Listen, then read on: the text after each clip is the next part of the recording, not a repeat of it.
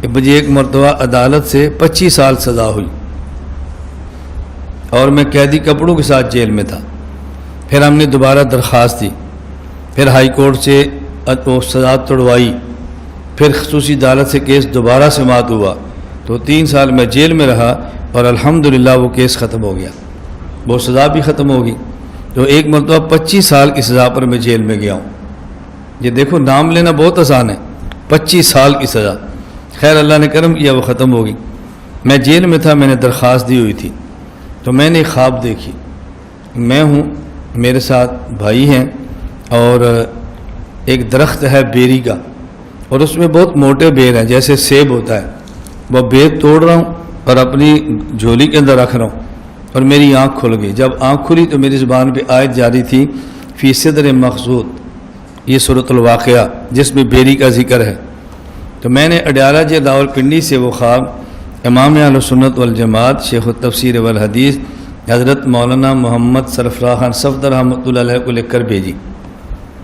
وہ خواب اب بھی میرے پاس اور تعبیر شیخ کے دستخطوں سے موجود ہے. انہوں نے مجھے تعبیر لکھ کے بھیجی کہ اللہ تعالیٰ اولاد اور مال میں بہت برکت دے گا.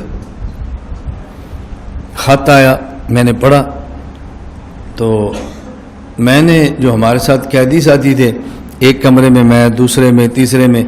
قیدی کمرے کو جیل کی زبان میں کہتے ہیں چکی نمبر 1 2 3.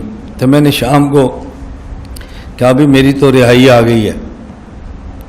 تو ان کو بڑا تعجب ہوا کہ شاید اس نے عدالت میں لٹکی ہوئی تھی اور ہمیں بتایا نہیں تھا اور عدالت کا فیصلہ اور کل رہا ہو کر جا رہا ہے.